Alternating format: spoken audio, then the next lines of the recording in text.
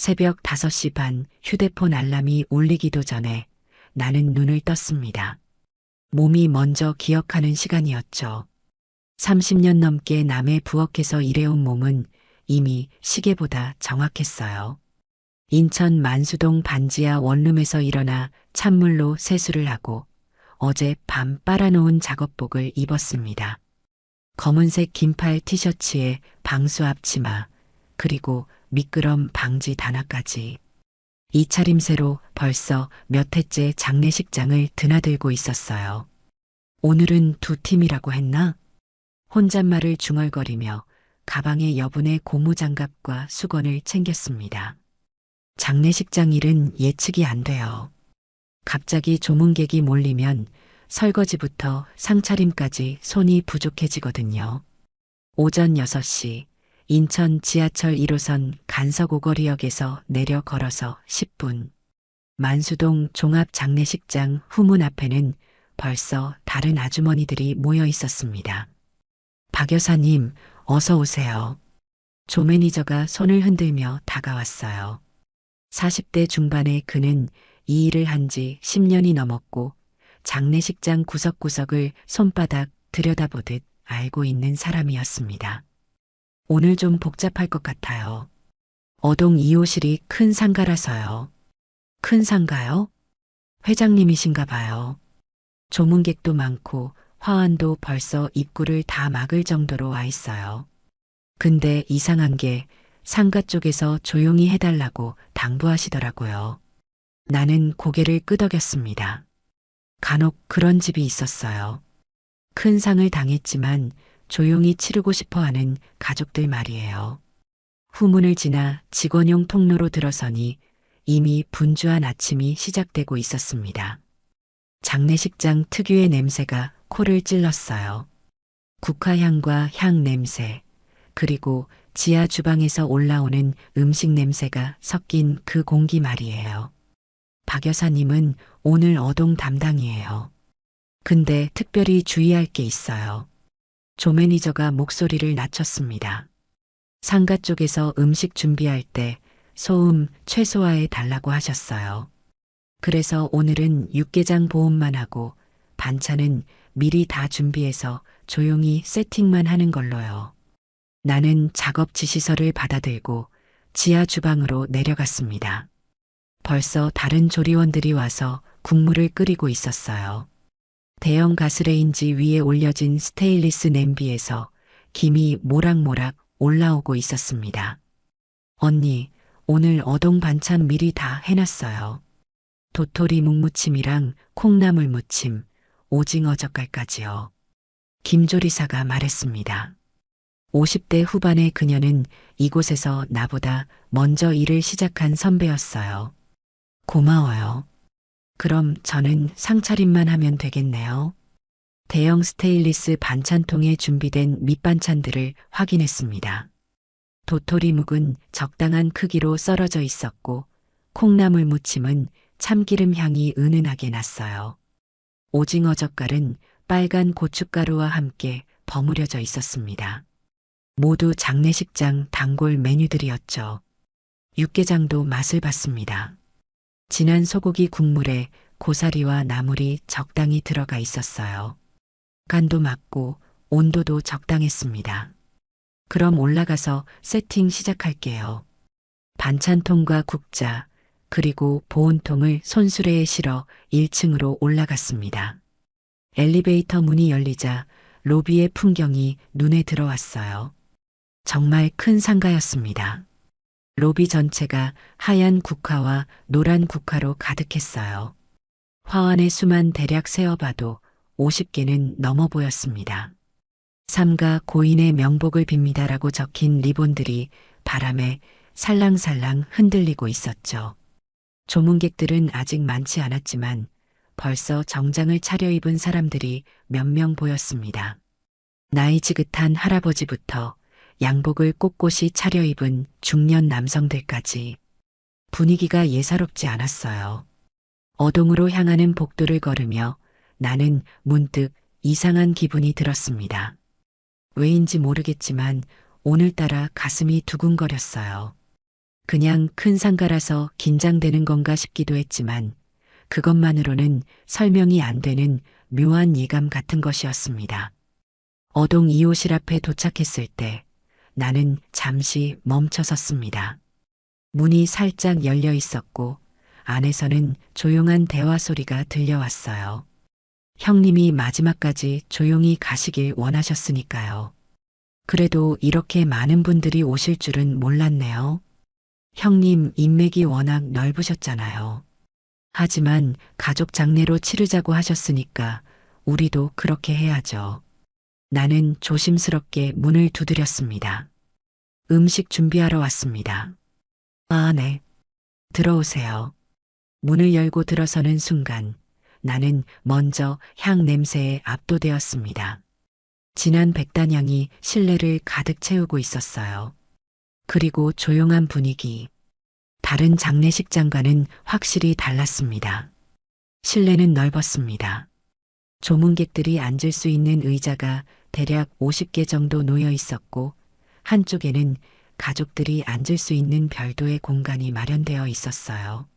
나는 뒤쪽 음식 준비 공간으로 향했습니다. 긴 테이블 위에 반찬통을 하나씩 놓기 시작했어요. 도토리 묵무침부터 시작해서 콩나물 무침, 오징어 젓갈까지 하나하나 정성스럽게 배치했습니다. 육개장 보온통도 적당한 위치에 놓고 국자와 그릇을 준비했어요. 이 모든 과정을 최대한 조용히 했습니다. 그릇 부딪히는 소리도 최소화하고 발걸음도 살살 걸었어요.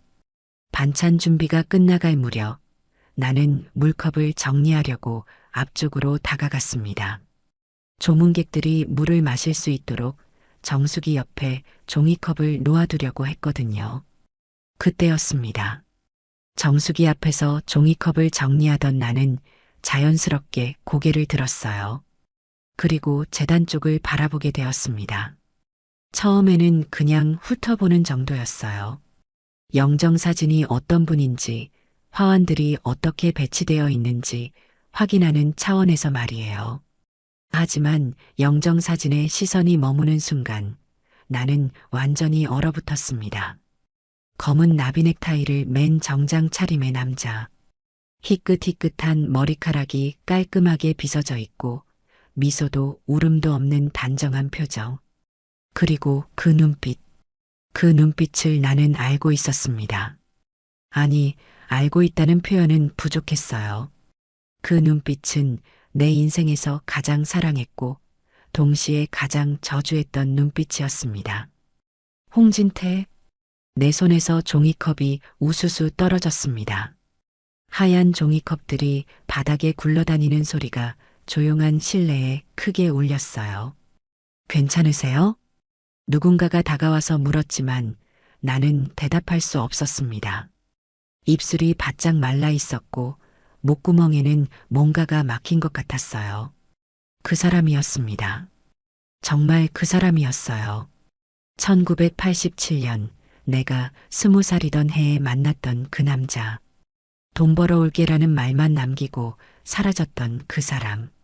내 딸의 아버지인 그 사람이 지금 영정사진 안에서 나를 바라보고 있었습니다. 나는 뒤로 물러섰습니다. 벽에 등을 기댄 채 거칠게 숨을 몰아쉬었어요. 심장이 터질 것 같았습니다.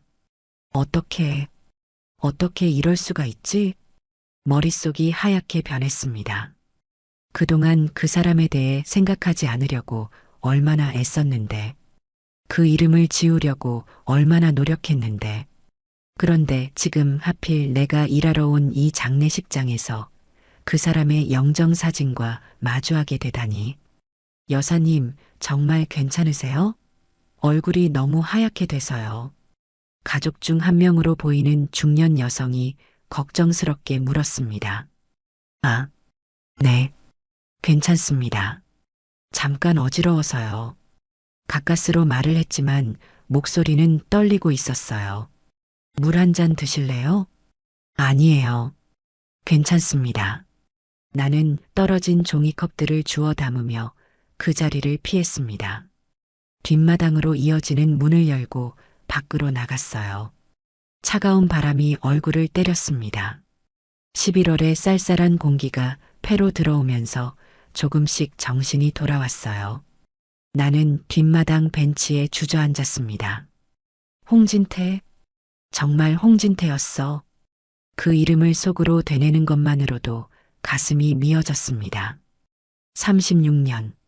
내가 그 사람을 저주하며 살아온 시간이었어요.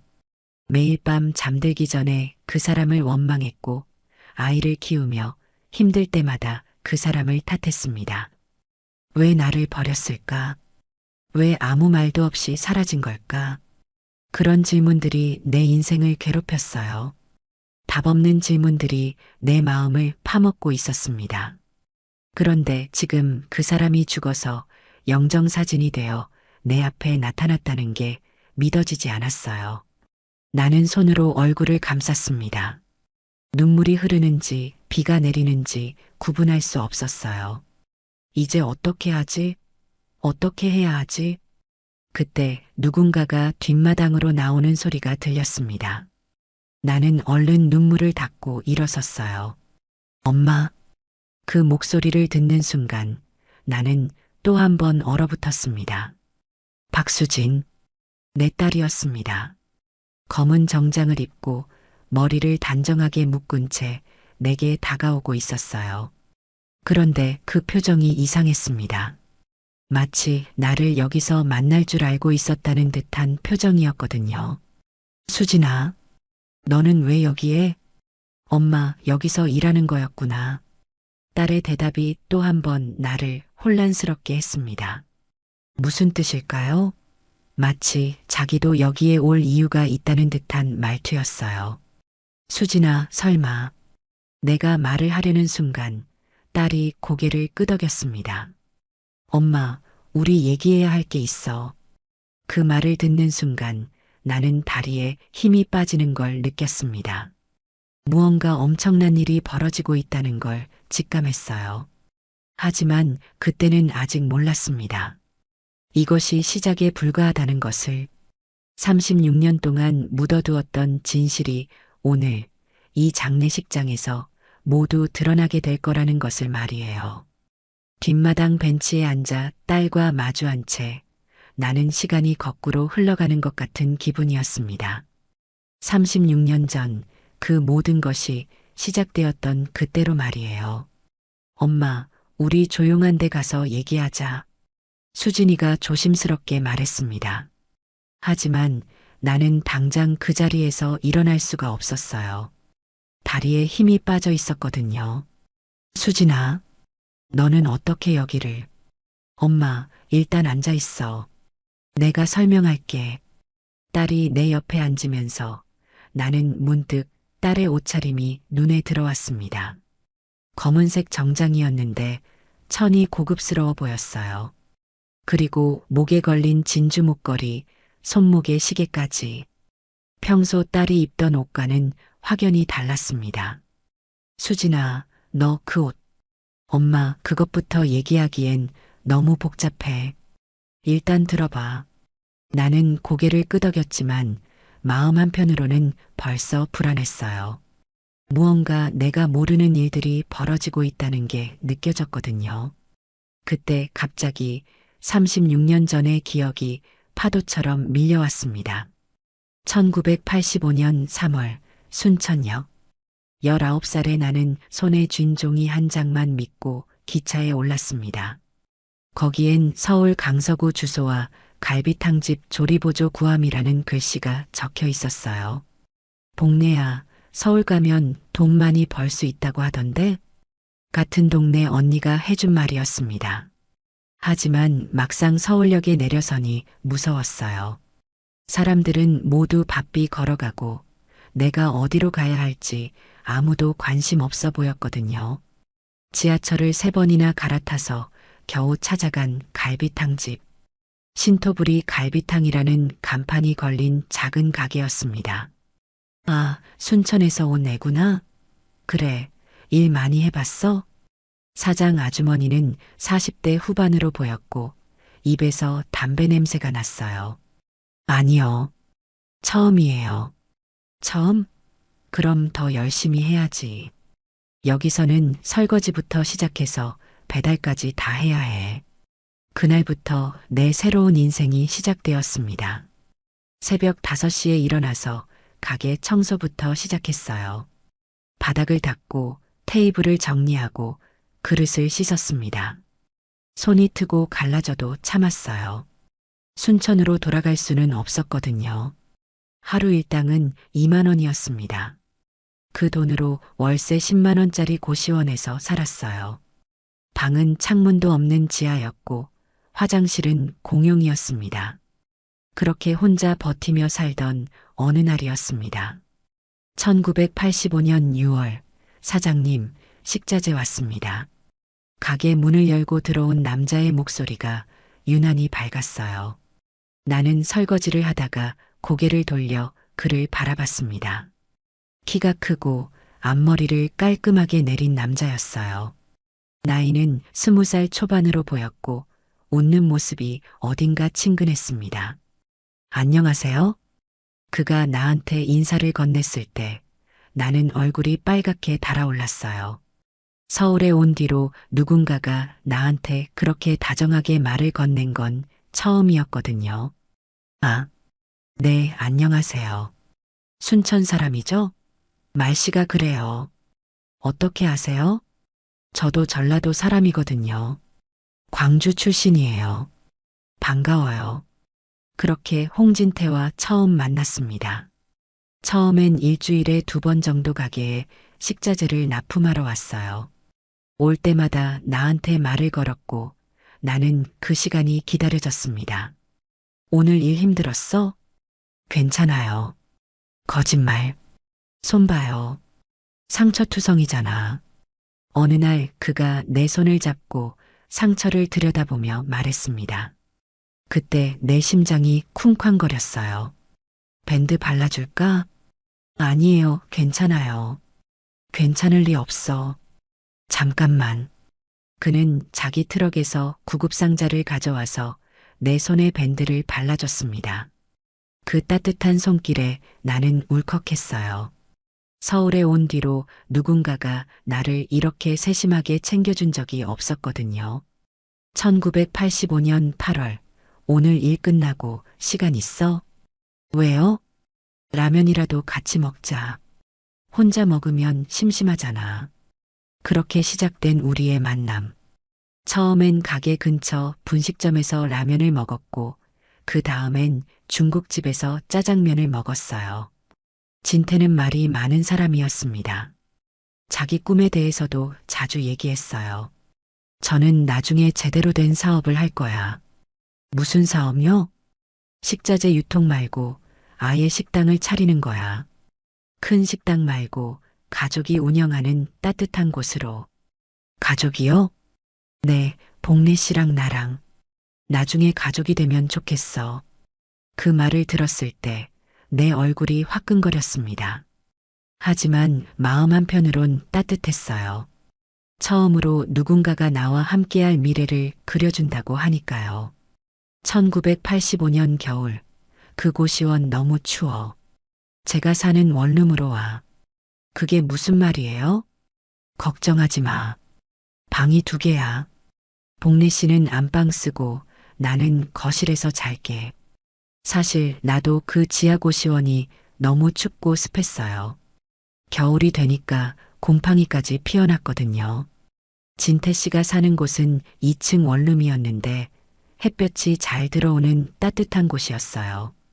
정말로 방이 2개 있었고 작은 부엌도 있었습니다. 여기서 우리가 요리도 해 먹어요. 밖에서 사 먹기만 하지 말고. 그렇게 우리는 같은 집에서 살기 시작했습니다. 처음엔 정말 따로 잤어요. 하지만 시간이 지나면서 자연스럽게 가까워졌죠. 진태 씨는 자상한 사람이었습니다. 내가 일해서 돌아오면 따뜻한 차를 끓여주었고 손이 거칠어지면 핸드크림을 발라주었어요. 손이 이렇게 예쁜데 왜 이렇게 거칠어져? 일하다 보면 어쩔 수 없어요. 나중에 우리 식당 하면 너는 이런 힘든 일 안 해도 돼요. 내가 다 할게. 그런 말들이 얼마나 달콤했는지 몰라요. 처음으로 누군가가 나를 보호해주겠다고, 내가 힘들어하지 않게 해주겠다고 말해줬거든요. 1986년 봄 사랑해. 어느 봄날 저녁 한강 둔치를 걸으며 진태 씨가 말했습니다. 저도 사랑해요. 그게 내 생전 처음 한 고백이었어요. 그리고 그날 밤 우리는 진짜 연인이 되었습니다. 행복했어요. 정말 행복했습니다. 매일 아침 눈을 뜨면 진태가 나를 위해 아침을 준비해 놓고 있었고, 저녁에는 함께 시장을 보며 내일 뭘 해 먹을지 얘기했어요. 우리 돈 모아서 진짜 식당 차리자. 얼마나 모아야 해요? 한 1,000만 원 정도면 작은 식당은 낼 수 있을 거야. 복례 씨도 요리 솜씨도 늘었고, 그때 나는 정말 그 꿈을 믿었습니다.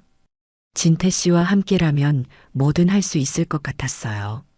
1987년 초, 요즘 많이 피곤해 보이네?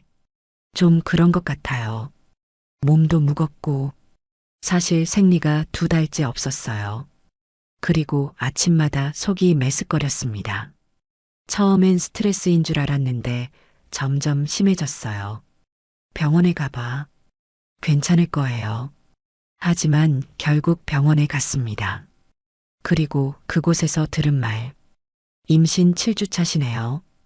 축하드려요. 머리가 하얗게 변했어요. 기쁘면서도 무서웠습니다. 우리는 아직 결혼도 안 했고 경제적으로도 불안정했거든요. 집으로 돌아와서 진태에게 말했습니다. 진태 씨, 나 아기 생겼어. 진태는 한참 동안 말이 없었어요. 그러더니 갑자기 나를 안았습니다. 정말? 정말 우리 아기야? 응. 고마워요. 정말 고마워. 진태는 울었어요. 기쁨의 눈물이었다고 생각했습니다. 1987년 2월, 잠깐 나갔다 올게. 어느 날 저녁, 진태가 급하게 외투를 입으며 말했습니다. 어디 가요? 회사 일로 급하게 나가야 해. 금방 올게.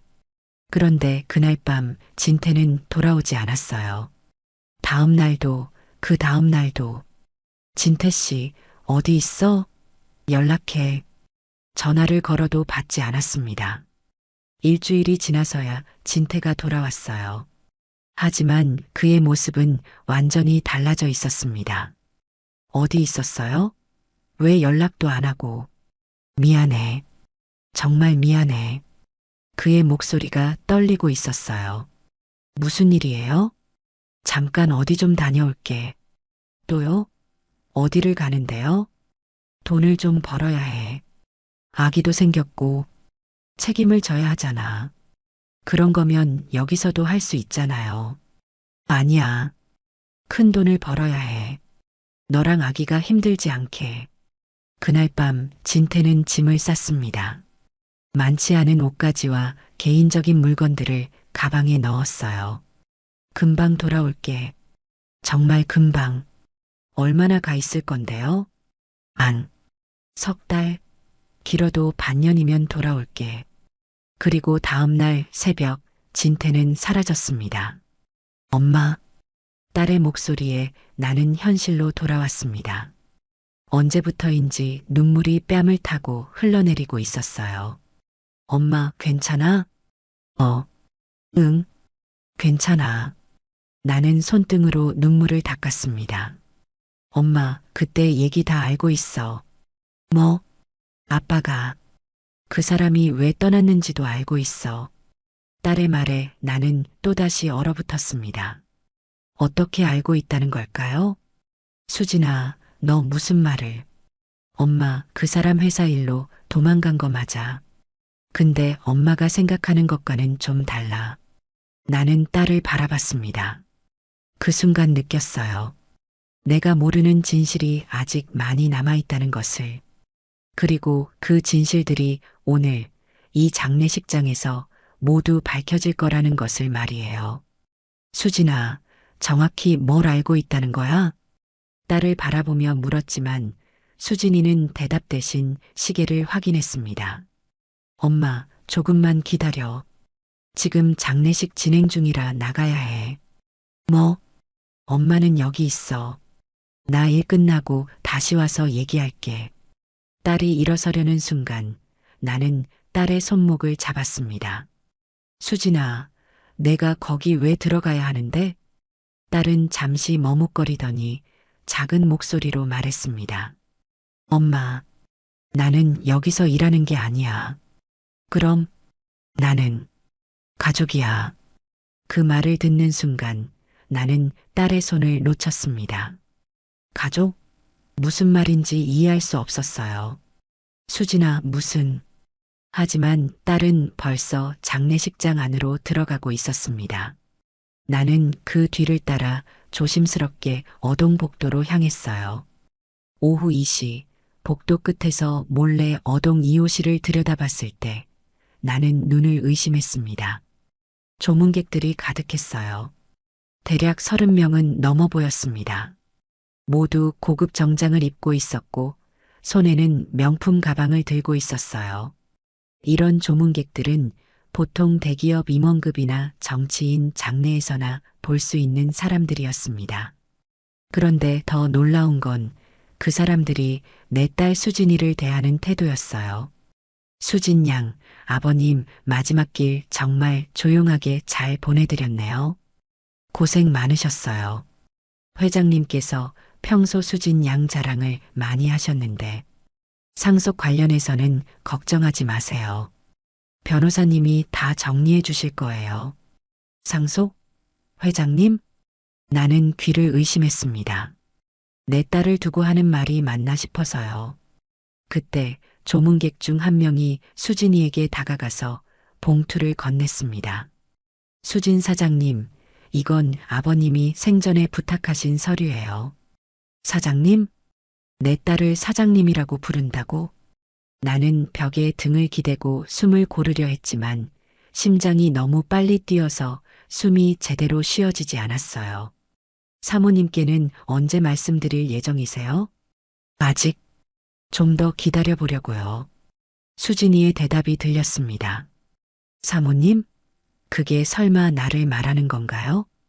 이때 중년 여성 한 분이 수진이 옆으로 다가왔습니다. 수진아, 내 어머니한테는 정말 말 안 했니? 고모, 어떻게 말해요? 갑자기 내 아빠가 대기업 회장이었다고 말할 수가 있어요? 고모, 대기업 회장?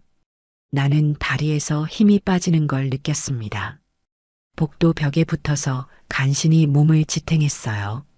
그 여자가 홍진태의 여동생이라는 뜻이었고, 진태가 정말 회장이었다는 뜻이었습니다. 그래도 이제는 말해야 하지 않겠니? 회사 경영권도 넘어왔고, 고모, 제발 조금만 더 기다려주세요. 엄마가 받을 충격이 너무 클 것 같아서요. 회사 경영권? 내 딸이? 나는 그 자리에 주저앉을 뻔했습니다. 도대체 무슨 일이 벌어지고 있는 거였을까요? 그때 또 다른 남성이 수진이에게 다가왔습니다.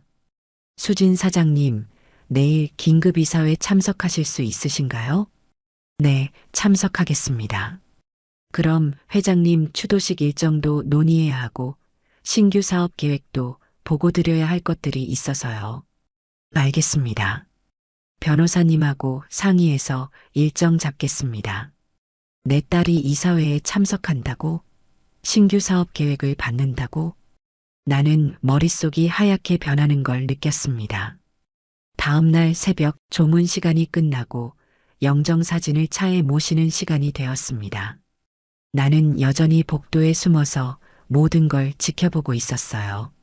수진이가 영정사진을 두 손으로 받아 안았습니다. 그리고 차분하게 말했어요.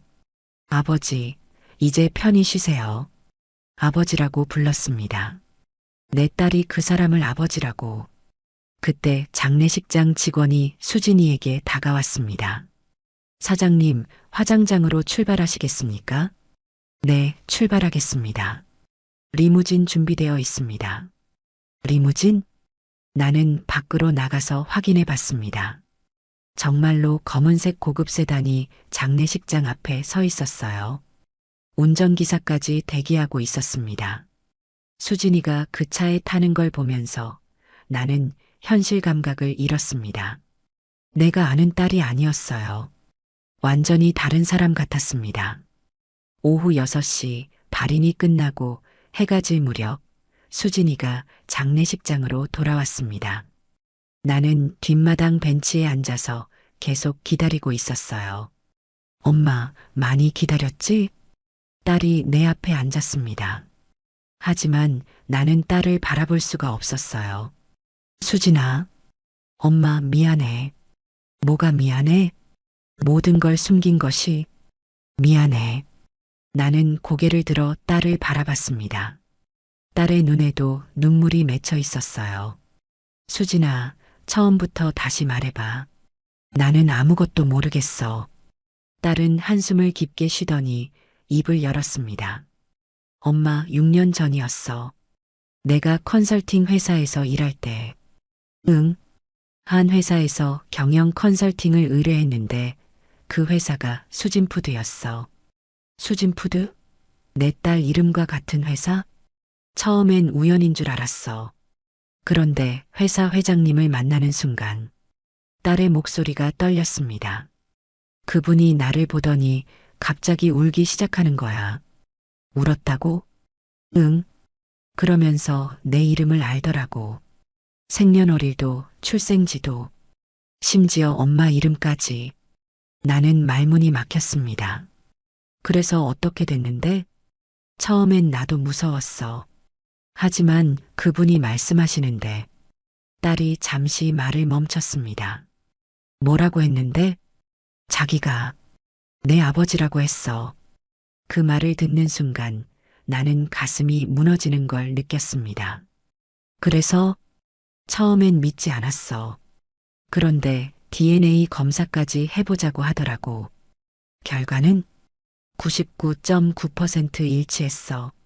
나는 손으로 얼굴을 감쌌습니다. 정말이었구나.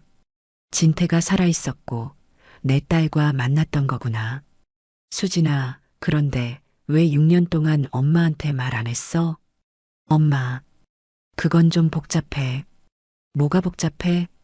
엄마 기억하지? 6년 전에 경수 아저씨랑. 경수 아저씨?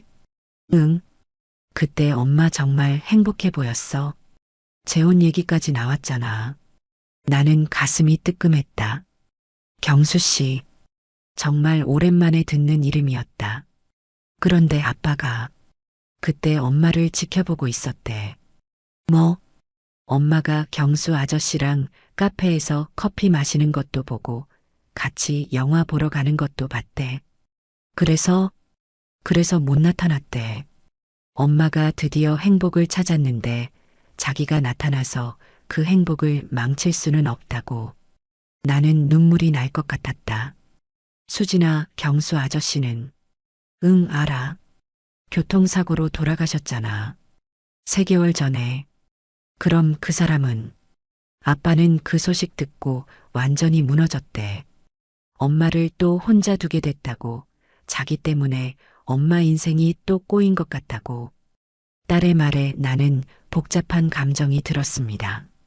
미워해야 할지 고마워해야 할지 모르겠었어요. 그런데 수진아, 사장님이라고 부르던데?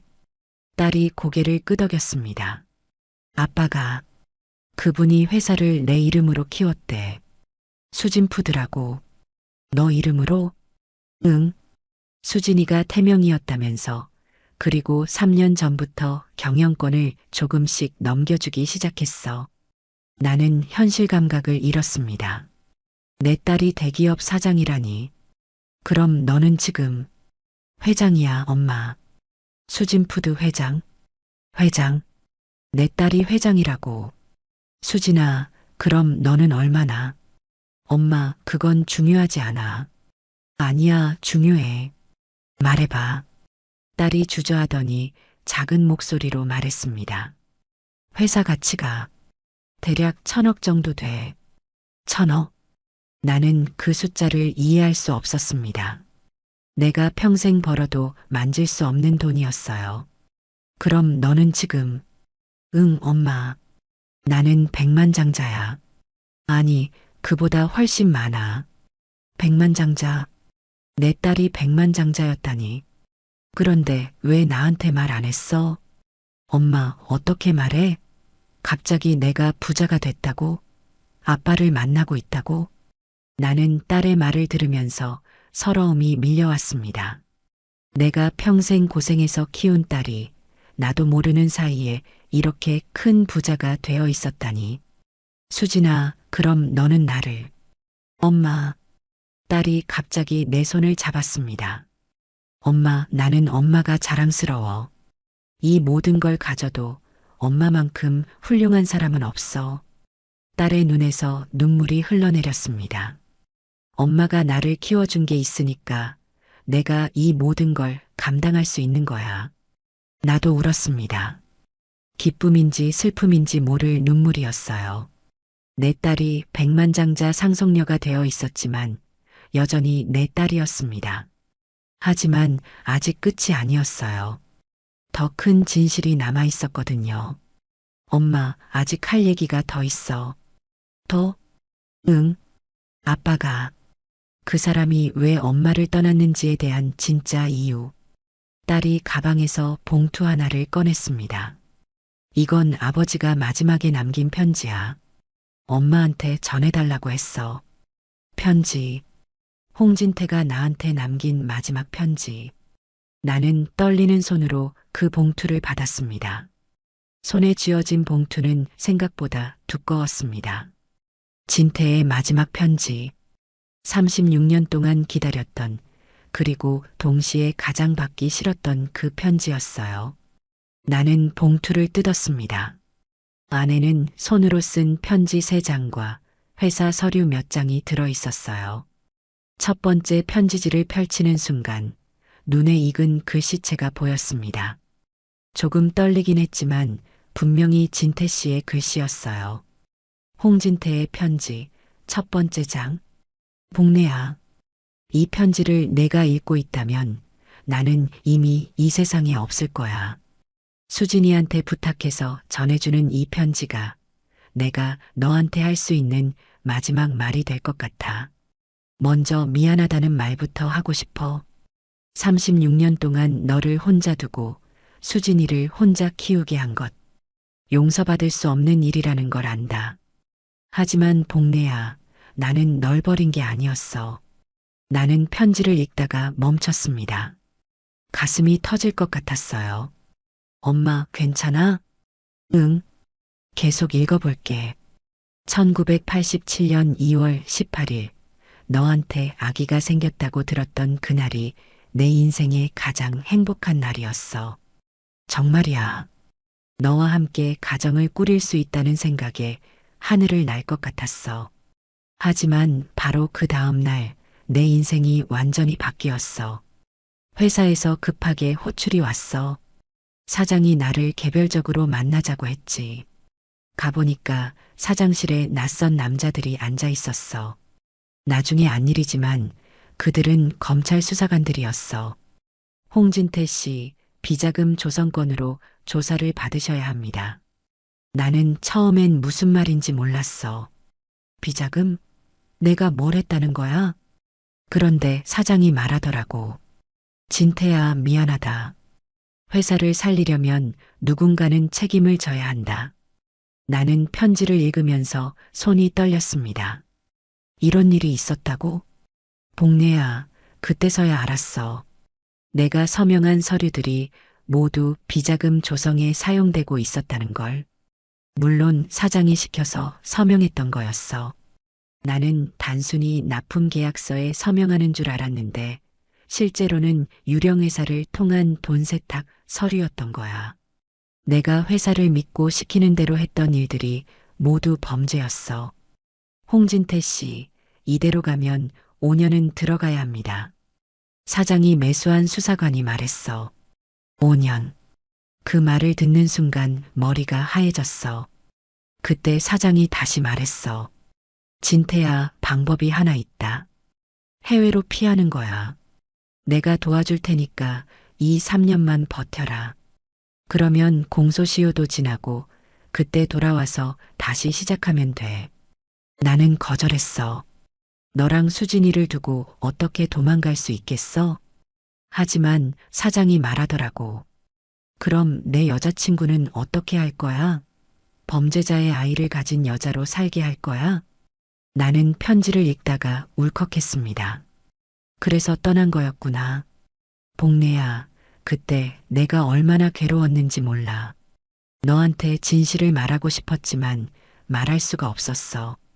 내가 범죄자라는 걸 어떻게 말해? 우리 아이의 아버지가 감옥에 갈 수도 있다는 걸 어떻게 말해? 그래서 그렇게 말했던 거야. 돈 벌어올게라고. 차라리 돈 때문에 떠나는 비겁한 남자로 기억되는 게 낫다고 생각했어. 그리고 그날 밤 나는 정말 도망쳤어. 사장이 너와 태어날 수진이를 돌봐주겠다는 말만 믿고 사장이 마련해준 배를 타고 중국으로 갔어. 중국으로 도망갔다고? 나는 편지를 놓고 수진이를 바라봤습니다. 수진아, 이거 사실이야? 응, 엄마. 다 확인해 봤어. 홍진태의 편지, 두 번째 장. 복래야, 중국에서의 3년은 지옥이었어. 불법 체류자로 살면서 공장에서 일했어. 하루 16시간씩 일해도 한 달에 30만 원 정도밖에 못 벌었어. 그나마도 브로커 수수료 빼고 나면 10만 원 남을까 말까 했어. 매일 밤 너와 수진이 생각했어. 혼자서 애를 키우고 있을 너를, 내 얼굴도 모르는 채 자라고 있을 우리 딸을 생각하면서 울었어.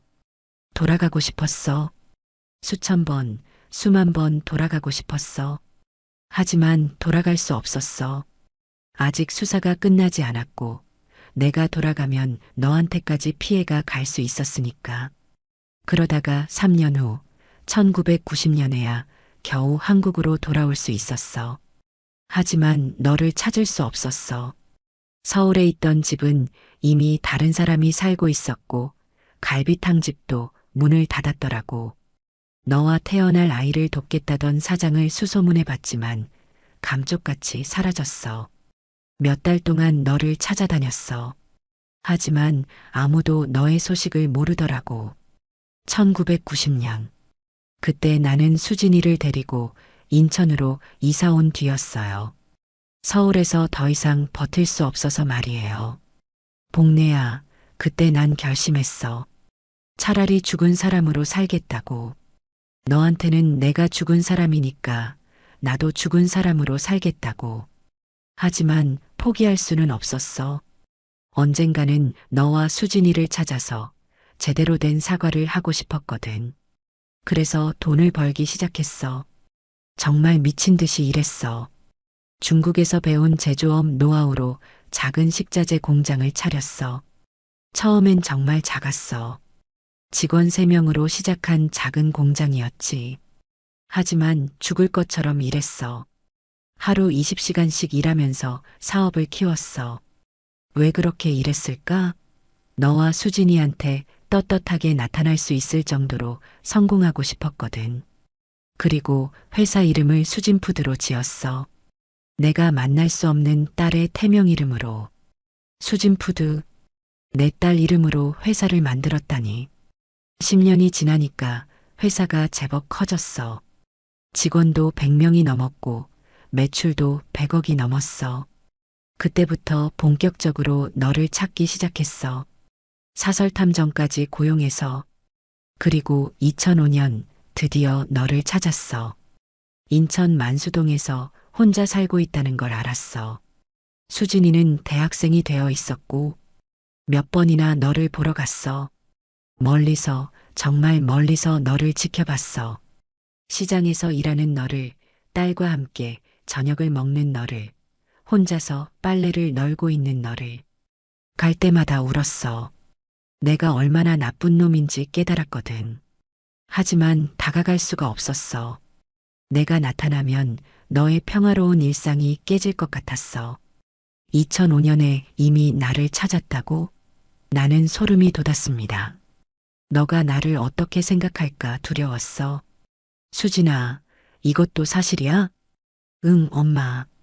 그 사람이 엄마 사진들을 많이 가지고 있었어. 멀리서 찍은 사진들. 내가 모르는 사이에 누군가가 나를 지켜보고 있었다니. 홍진태의 편지 마이너스 세 번째 장. 복래야, 그렇게 10년을 더 지켜보면서 기회를 기다렸어. 그래도 조금씩 준비하고 있었지. 그런데 이런 소심한 내가 또 늦었어. 복래야, 2019년 5월 17일을 기억해? 내가 동인천역 앞 카페에서 경수 씨와 커피를 마시던 날. 나는 길 건너편에서 그 모습을 지켜봤어. 내가 그렇게 환하게 웃는 모습을 본 게 20년 만이었어. 경수 씨가 뭔가 재미있는 얘기를 했나 봐. 너는 손으로 입을 가리며 웃고 있었어. 그 모습이 20살 때 내가 사랑했던 복래 그대로였어. 그때 나는 결심했어. 절대 나타나지 않겠다고. 내가 드디어 진짜 행복을 찾았는데 과거의 유령 같은 내가 나타나서 그 행복을 망칠 수는 없다고. 6개월 후에 너희가 결혼한다는 소식을 들었어. 축하한다는 말도 못하면서 나는 혼자 울었어. 기쁘면서도 슬펐어. 내가 행복해서 기뻤지만 그 행복에 내가 없다는 게 슬펐어. 그런데 작년 12월 경수 씨 부고 소식을 들었어. 그날 나는 병원에서 수술을 받고 있었는데 수진이가 조심스럽게 말해주더라고. 복래야, 그때 내 마음이 어땠는지 알아? 세상이 무너지는 것 같았어. 또 너를 세상에 혼자 두게 됐구나. 또 너를 아프게 했구나. 내가 20년 전에 상처를 줬는데 이번에는 운명이 상처를 줬구나. 경수 씨는 정말 좋은 사람이더라. 몰래 알아봤거든. 너를 진심으로 사랑하는 사람이었어. 나보다 훨씬 좋은 사람이었는데 그런 사람을 잃은 너의 마음이 얼마나 아플지. 복래야, 나는 내가 2번 사랑하고 2번 상처받는 걸 지켜봤어. 한 번은 내 때문에, 한 번은 운명 때문에. 정말 미안해. 정말 미안해. 그러다가 2019년 기적 같은 일이 일어났어. 수진이가 우리 회사에 컨설턴트로 왔던 거야. 처음 수진이를 봤을 때 나는 울 뻔했어. 너를 그대로 닮아 있더라고. 특히 눈이. 하지만 수진이는 나를 모르더라고. 당연하지. 얼굴도 본 적 없는 아버지를. 나는 며칠 동안 고민했어. 말해야 할까 말지 말까? 그런데 수진이가 회의에서 발표하는 걸 보면서 확신했어. 이 아이는 정말 훌륭하게 자랐구나. 너 혼자서 이렇게 훌륭하게 키웠구나. 그래서 용기를 냈어. DNA 검사를 해보자고 했어. 결과가 나왔을 때 수진이는 많이 놀라더라고.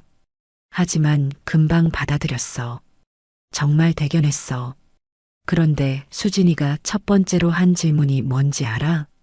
엄마한테는 언제 말씀드릴 거예요? 나는 대답했어. 엄마한테는 말하지 마라. 절대로. 나는 편지를 읽으면서 눈물이 났습니다. 왜 말하지 말라고 했을까? 복래야, 왜 말하지 말라고 했는지 알겠지? 너는 나 없이도 훌륭하게 살아가고 있었어. 수진이도 훌륭하게 키웠고, 좋은 남자도 만났고 말이야. 내가 나타나서 그 평화로운 일상을 깨뜨리고 싶지 않았어. 대신 수진이를 통해서라도 너희들한테 도움이 되고 싶었어. 그래서 회사 경영권을 수진이한테 넘겨주기 시작했어. 조금씩 천천히. 수진이는 정말 훌륭한 경영자가 되었어.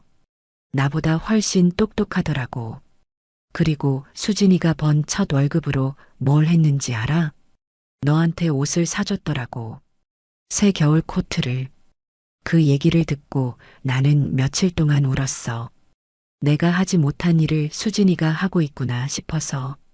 그 겨울 코트, 수진이가 갑자기 사준 그 비싼 코트 말인가. 수진아, 그때 코트? 응, 엄마. 내 첫 월급으로 산 거 맞아. 첫 월급이 단순한 월급이 아니라 아버지 회사에서 일해서 번 돈으로 산 거였구나. 복래야, 그렇게 6년 동안 수진이를 통해서 너를 지켜봤어. 수진이가 가끔 너 얘기를 해줄 때마다 건강이 안 좋다 할 때는 가슴이 아프고 좋은 남자 만나서 행복하다 할 때는 내가 다 기뻤어. 수백 번, 수천 번 너한테 달려가고 싶었어. 이제 걱정하지 마라. 내가 다 해결해 주겠다고 말하고 싶었어. 하지만 참았어. 너한테는 내가 이미 죽은 사람이니까. 게다가 좋은 사람을 만났으니까. 그리고 작년 내가 정말 죽을 병에 걸렸어. 말기 췌장암. 6개월 시한부 선고를 받았어. 그때서야 깨달았어. 이제 정말 너한테 마지막 인사를 해야 한다는 걸. 하지만 여전히 용기가 없었어. 죽어가는 남자의 모습을 너한테 보여주고 싶지 않았거든. 그래서 이 편지를 쓰게 되었어. 나는 편지를 읽으면서 오열했습니다. 그 사람도 나만큼 아파했구나. 복내야, 마지막으로 하고 싶은 말이 있어. 고맙다. 너 혼자서 수진이를 그렇게 훌륭하게 키워줘서 고맙다. 수진이를 보면서 확신했어. 너는 나보다 훨씬 훌륭한 부모라는 걸. 그리고 미안하다. 평생 너 혼자 짐을 지게 해서 미안하다. 젊은 날에 그 실수로 다시 돌아가지 못한 나를 용서하지 마. 사랑한다. 36년 동안 한 번도 변한 적 없이 너를 사랑했다. 수진이한테 모든 걸 물려줬어.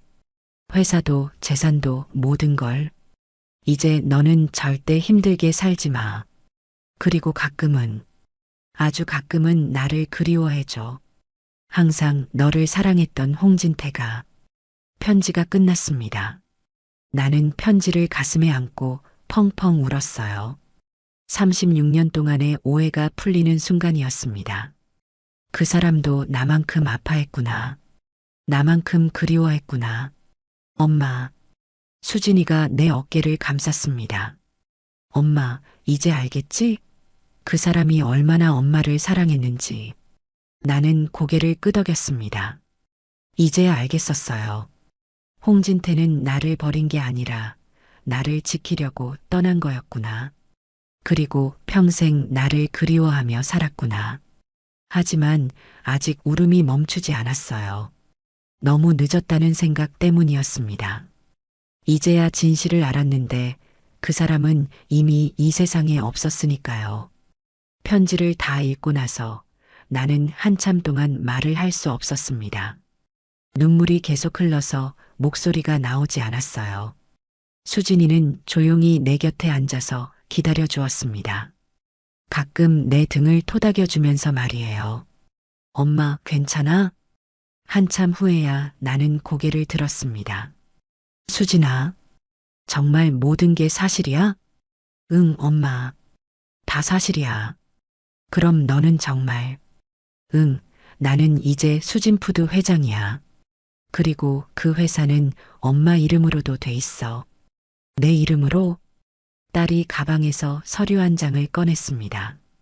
아빠가 그 사람이 마지막에 바꾼 거야. 공동대표로. 서류를 보니 정말로 박복래라는 이름이 적혀 있었어요. 수진푸드 공동대표 박복래. 수진아, 이게 무슨 뜻이야?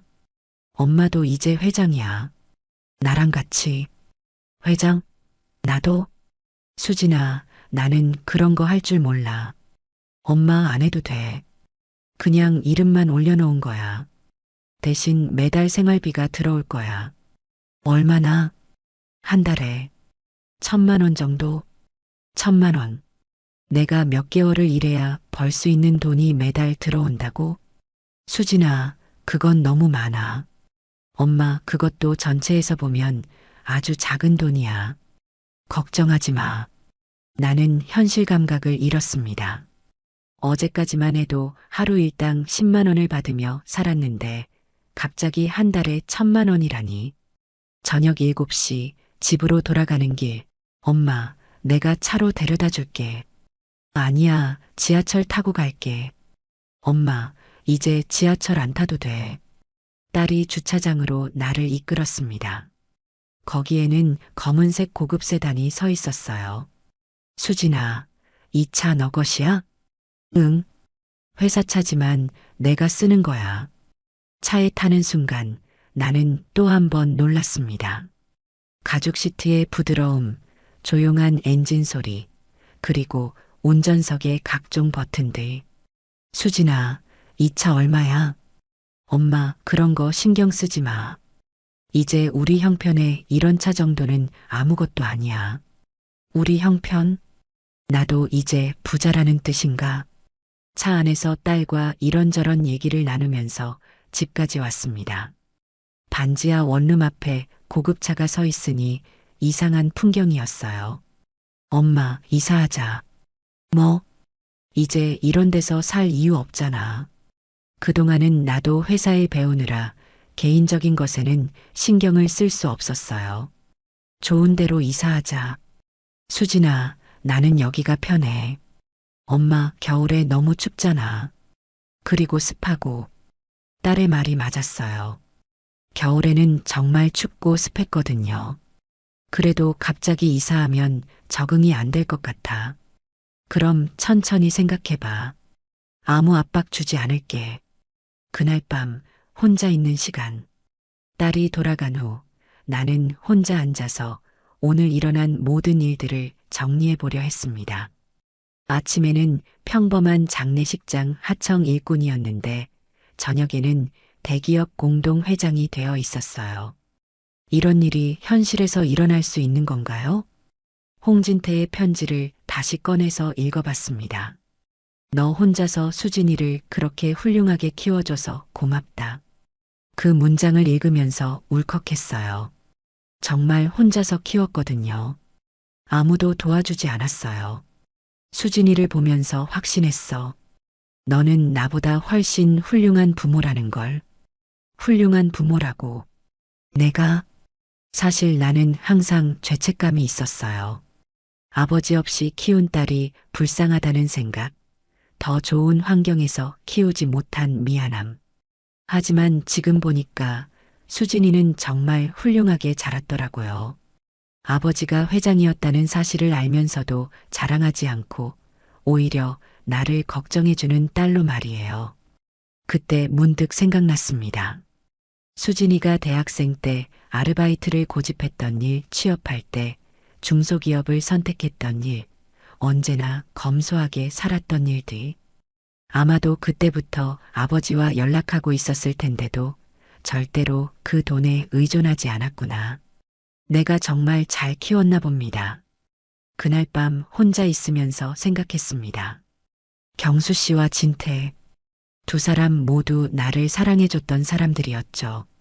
경수 아저씨와 함께했던 1년 반이 생각났어요. 복리 씨, 이제 혼자 사는 게 외롭지 않으시죠? 네, 고마워요. 나도 고마워요. 복리 씨 만나서 다시 웃는 법을 배웠어요. 그렇게 따뜻했던 사람이었는데, 재혼까지 이야기했던 사람이었는데, 하지만 운명은 그 사람도 내게서 데려갔지요. 그때 진태 씨가 나를 지켜보고 있었다니, 나의 행복을 위해 자신을 숨겼다니, 미워할 수도 없고 고마워할 수도 없는 복잡한 마음이었습니다. 다음 날 오전, 딸이 나를 호텔 레스토랑으로 데려갔습니다. 인천 송도의 5성급 호텔이었어요. 어서 오세요, 박 회장님. 직원이 나한테 인사를 했을 때 나는 뒤를 돌아봤습니다. 박 회장님이 누구지? 엄마 말하는 거야. 나를? 응, 엄마도 이제 회장이잖아. 회장님이라고 불리니까 기분이 이상했어요. 어제까지만 해도 아줌마 박 여사님이라고 불렸는데 메뉴를 보니까 가격이 어마어마했어요. 스테이크 하나가 12만 원, 랍스터는 18만 원. 수진아, 여기 너무 비싸다. 엄마, 이제 그런 걱정 안 해도 돼. 우리한테는 정말 아무것도 아닌 돈이야. 그래도 습관이 쉽게 바뀌지 않았어요. 평생 계산하며 살았는데 갑자기 돈 걱정을 하지 말라니. 엄마, 오늘부터 새로운 인생이야. 이제는 엄마가 하고 싶은 일만 하면 돼. 하고 싶은 일? 응, 뭐 하고 싶어? 나는 한참 생각해 봤습니다. 하고 싶은 일이 뭘까? 글쎄, 요리는 하고 싶어. 요리? 응, 남의 식당이 아니라 내 식당에서 내가 좋아하는 요리를 해보고 싶어. 딸이 환하게 웃었습니다. 그거 좋은 생각이야. 엄마만의 식당을 차리자. 일주일 후 딸과 함께 인천 시내 곳곳을 다니며 식당 자리를 알아봤습니다. 엄마, 이 자리 어때? 1층이고 접근성도 좋고. 수진아, 여기 임대료가 얼마야? 한 달에 500만 원 정도. 500만 원? 그건 너무 비싸. 엄마, 이제 그런 걱정 안 해도 된다니까. 우리가 한 달에 받는 돈이 억 단위야. 억 단위. 아직도 실감이 안 났어요. 하지만 딸의 설득으로 결국 구월동의 한 상가를 계약했습니다. 30평 정도 되는 깔끔한 공간이었어요. 식당 이름은 뭘로 할까? 글쎄, 복내내 집밥 어때? 너무 촌스럽지 않아? 나는 좋은데? 결국 복내내 집밥으로 정했습니다. 한 달 후 인테리어도 끝나고 직원도 뽑고 드디어 식당을 열었습니다. 첫날부터 손님이 많이 왔어요. 딸이 홍보를 많이 해줬거든요. 사장님, 육개장이 정말 맛있네요. 감사합니다. 된장찌개도 집에서 먹는 맛이에요. 고맙습니다. 손님들이 맛있다고 할 때마다 기뻤어요. 평생 남의 식당에서 일했는데 내 식당에서 내 요리로 사람들을 기쁘게 할 수 있다니. 그런데 이상한 게 있었어요. 가끔 정장을 입은 사람들이 와서 밥을 먹고 가는 거예요. 수진아, 오늘도 정장 입은 사람들이 왔어. 아, 그 사람들? 우리 회사 직원들이야. 회사 직원들이 왜 여기 와? 사장님. 아니, 엄마를 보러 오는 거지. 사장님? 나를? 수진아, 설마 회사 사람들이 나를? 응, 엄마를 회장님이라고 알고 있어. 그래서 가끔 인사하러 오는 거야. 회장님. 아직도 어색한 호칭이었어요. 2달 후 식당 일이 자리를 잡아가면서 나의 일상도 완전히 바뀌었습니다. 아침에 일어나면 딸이 보내준 기사님이 식당까지 데려다 주었어요. 저녁에도 집까지 데려다 주고요. 엄마, 이제 지하철 안 타도 돼. 그래도 가끔은 타고 싶어? 익숙해서. 엄마 마음대로 해. 대신 힘들면 언제든지 말해. 월급도 엄청났어요. 매달 통장에 들어오는 돈을 보면서 아직도 꿈인 것 같았어요. 그런데 가장 큰 변화는 마음이었습니다. 돈 걱정을 안 하니까 마음이 편해졌어요. 수진이 앞으로 어떻게 살아갈지 걱정하지 않아도 되었고요. 무엇보다 홍진태에 대한 마음이 정리되었습니다. 엄마, 아빠 무덤에 가보지 않을래? 수진이가 조심스럽게 제안했습니다. 꼭 가야 할까? 억지로 안 해도 돼. 그냥 엄마가 원하면. 나는 한참 생각해 봤습니다. 가고 싶기도 하고 가기 싫기도 했어요. 하지만 결국 가기로 했습니다. 조용한 공원묘지였어요. 묘비에는 간단하게 적혀 있었습니다. 고 홍진태 사랑하는 가족의 품으로. 나는 묘 앞에 앉아서 한참 동안 아무 말도 하지 않았습니다. 뭐라고 해야 할지 모르겠더라고요. 진태 씨, 오랜만 그 이름을 불러봤습니다. 미안해. 당신을 오해했어. 그리고 고마워. 수진이를 이렇게 챙겨줘서. 하지만 나는 아직 내가 떠난 걸 용서할 수는 없어. 그래도 미워하지는 않을게. 그게 내가 할 수 있는 최선이었어요. 용서는 아직 못하겠지만 미워하지는 않겠다고. 그리고 그 사람도 나만큼 아파했다는 걸 인정하겠다고. 사장님, 오늘 육개장 더 끓여야 할 것 같아요. 그래. 그럼 하나 더 끓이자. 지금 나는 복내내 집밥에서 매일 즐겁게 일하고 있습니다. 돈 때문에 하는 일이 아니라 좋아서 하는 일이에요. 수진이는 일주일에 2번 정도 식당에 와서 밥을 먹어요. 회사 일로 바쁘지만 꼭 시간을 내서 오죠. 엄마, 오늘 육개장 간이 딱 좋네. 그래, 다행이다. 손님들도 많이 오고. 응, 요즘 단골들이 많이 생겼어. 그럴 때마다 나는 행복합니다. 내 딸이 성공한 것도 기쁘지만 우리가 함께 시간을 보낼 수 있다는 게 더 기뻐요. 그리고 가끔 생각해요. 홍진태도 이런 모습을 보고 싶어 했을 거라고. 가족이 함께 밥을 먹는 평범한 일상을 말이에요. 저녁 딸과 손잡고 집으로 돌아가는 길. 엄마, 이제 정말 새 집으로 이사하자. 수진아, 나는 지금 집이 편해. 엄마, 진짜 춥잖아. 그래도 익숙해서 사실은 무서워서였어요. 갑자기 너무 좋은 곳으로 이사하면 꿈에서 깨어날 것 같아서 이 모든 것이 꿈일까봐. 그럼 엄마 근처에 작은 아파트라도 알아볼까? 그건 생각해 볼게. 차창 밖으로 인천의 밤거리가 지나갔습니다. 네온사인들, 늦은 시간까지 일하는 사람들, 지하철역으로 향하는 사람들.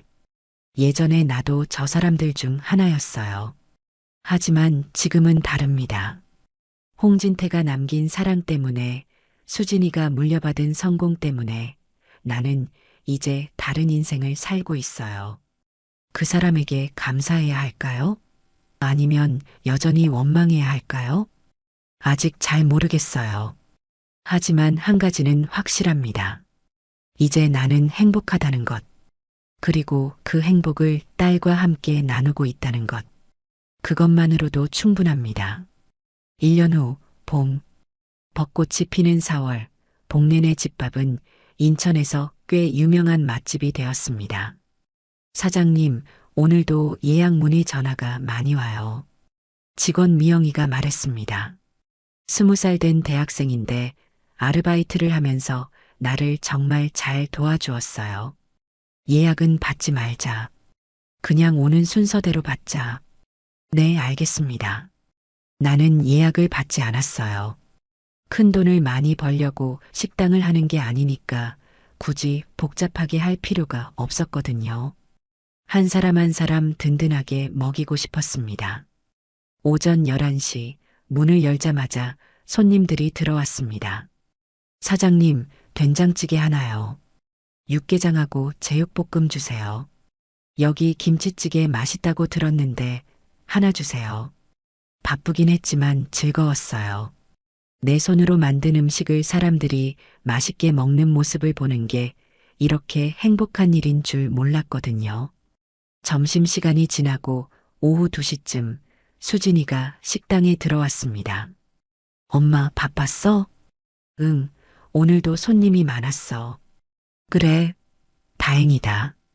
수진이는 요즘 더 바빠졌어요. 회사가 계속 커지고 있거든요.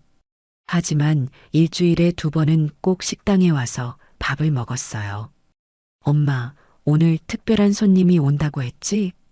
응? 기억 안 나? 내가 어제 말했잖아. 아, 맞다. 수진이가 어제 누군가를 데려오겠다고 했었어요. 누구야? 엄마가 보면 알아. 그때 식당 문이 열리면서 한 할머니가 들어왔습니다. 70 정도 되어 보이는 분이었는데 어디서 본 것 같은 얼굴이었어요. 복래야. 그 목소리를 듣는 순간 나는 깨달았습니다. 혹시 진태 씨 어머니? 그래, 나야. 홍진태의 어머니였습니다. 36년 만에 보는 시어머니였어요. 어머니, 복래야, 오랜만이구나. 나는 어떻게 인사해야 할지 몰랐어요. 결혼도 하지 않았고 36년 동안 연락도 없었는데. 어머니, 앉으세요. 할머니는 조심스럽게 자리에 앉으셨습니다. 복래야, 미안하다. 네, 진태일로. 정말 미안하다. 어머니, 괜찮습니다. 아니야, 괜찮지 않아. 내가 진태를 잘못 키웠나 봐.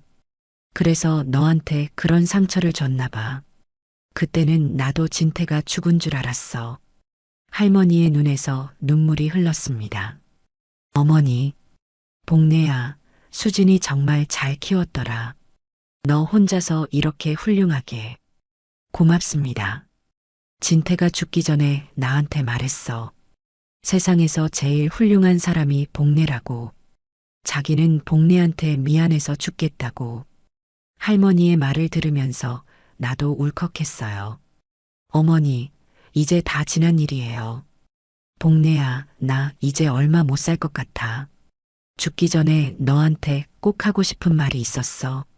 무슨 말씀이세요? 고맙다는 말이야.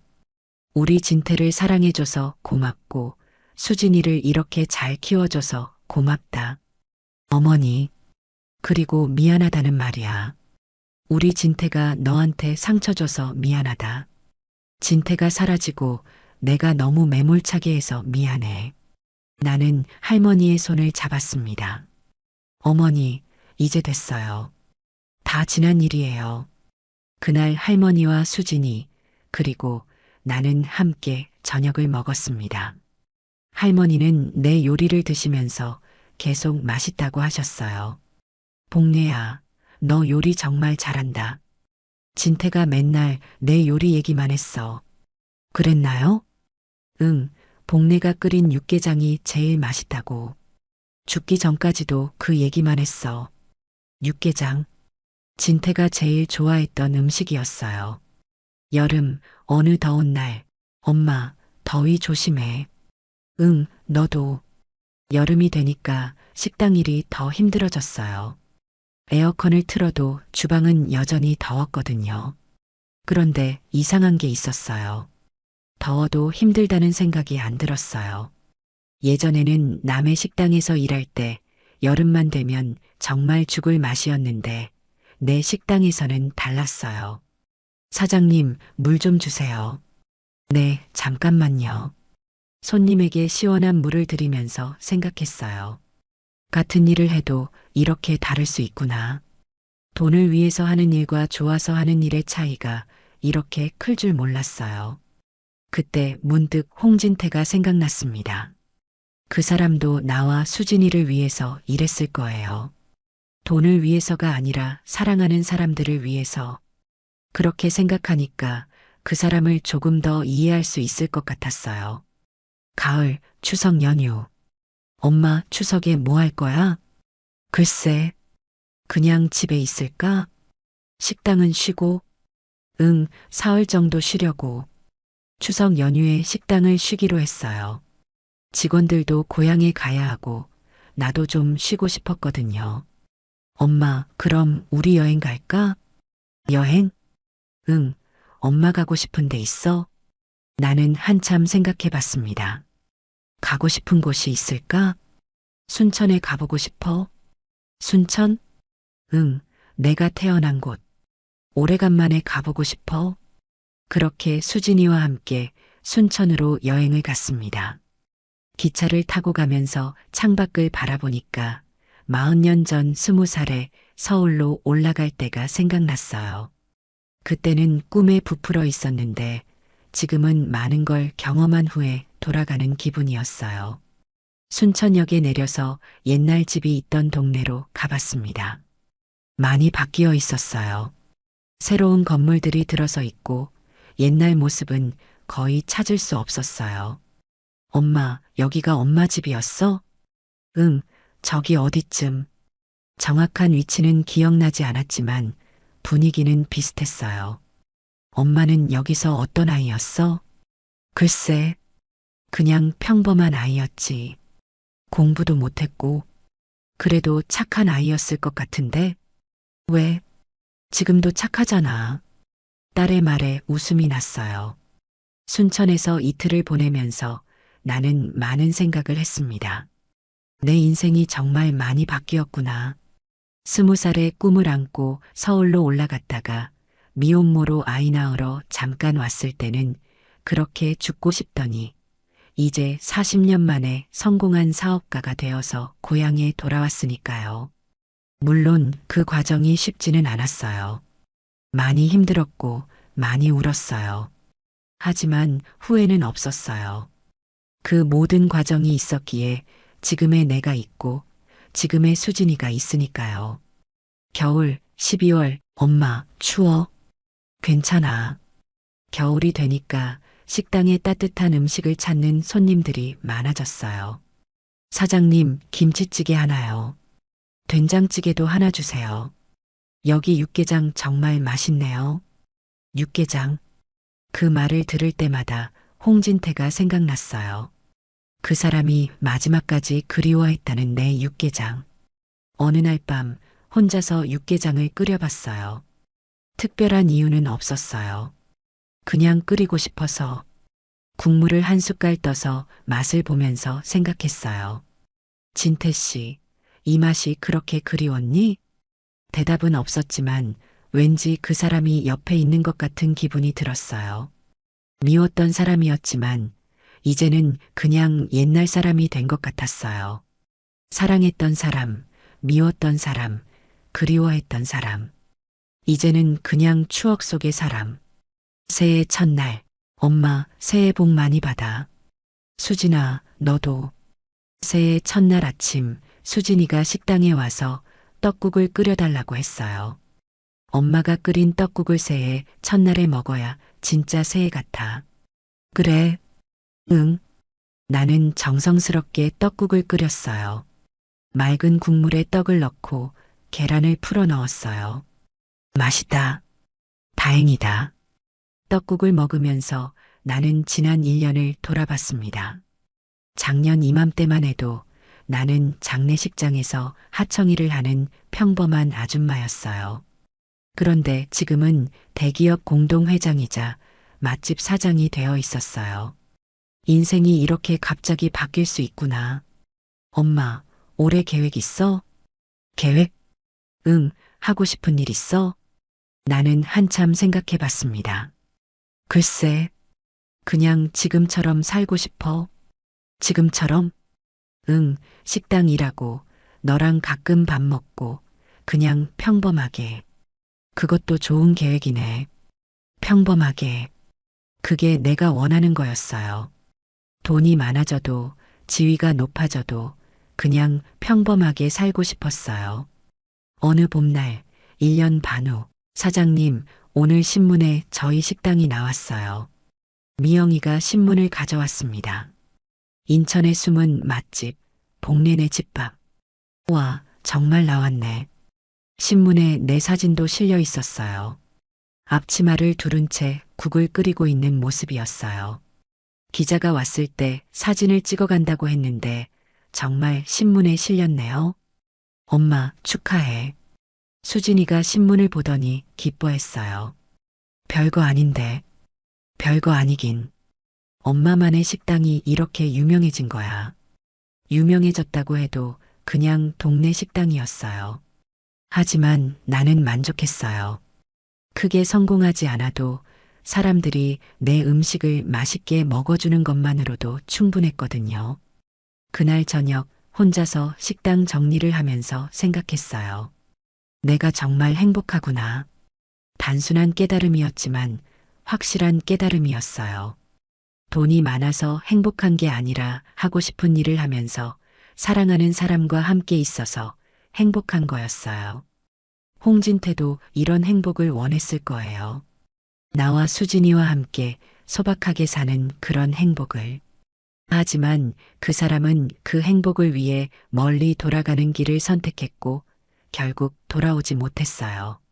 안타까운 일이지만 그것도 인생이겠죠. 어느 평범한 일요일 오후, 엄마, 나 결혼하려고. 식당에서 설거지를 하고 있는데 수진이가 갑자기 말했어요. 뭐? 결혼 말이야. 나는 놀라서 그릇을 놓쳤습니다. 수진아, 갑자기 무슨? 엄마, 갑자기가 아니야. 3년째 사귀고 있어. 3년? 내가 모르는 사이에? 누구야? 회사 직원이야. 괜찮은 사람이야. 언제 소개시켜 줄 거야? 다음 주에 데려올게. 결혼. 내 딸이 결혼한다니. 기쁘면서도 서운했어요. 이제 정말 딸을 보내야 하는구나. 엄마, 걱정하지 마. 멀리 안 가. 인천에서 살 거야. 그래, 응, 그리고 식당도 계속 도울 거야. 수진아, 엄마, 울지 마. 나는 안 가는 거야. 그냥 가족이 하나 늘어나는 거야. 딸의 말에 웃음이 났어요. 그렇게 생각하니까 마음이 편해졌어요. 가족이 하나 늘어나는 거라고. 오늘도 하루 일을 마치고 집으로 돌아가는 길입니다. 딸이 보내준 차를 타고 창밖을 바라보면서 생각해요. 참 많은 일이 있었구나. 홍진태와의 만남과 이별, 혼자서 딸을 키운 시간들, 그리고 갑작스럽게 찾아온 부와 새로운 인생. 돌이켜보면 힘든 시간이 더 많았어요. 하지만 후회는 없어요. 그 모든 시간들이 있었기에 지금의 내가 있고 지금의 행복이 있으니까요. 홍진태에 대해서도 이제는 평온한 마음으로 생각할 수 있어요. 용서했다고 말할 수는 없지만 그 사람도 자기 나름대로 최선을 다했다는 걸 인정해요. 그리고 그 사람이 남긴 사랑이 지금 내 삶을 이렇게 풍요롭게 만들어준다는 것도 인정해요. 집에 도착해서 차에서 내리면서 하늘을 올려다봤습니다. 별이 많이 보이는 밤이었어요. 진태 씨, 하늘을 보며 작게 중얼거렸습니다. 고마워. 그리고 잘 가. 이제야 진정으로 보낼 수 있을 것 같았어요. 사랑했던 사람을, 미웠던 사람을, 그리워했던 사람을. 그리고 내일 아침에는 또 식당에 가서 사람들에게 따뜻한 밥을 해줄 거예요. 그게 내 인생이고 내가 선택한 행복이니까요.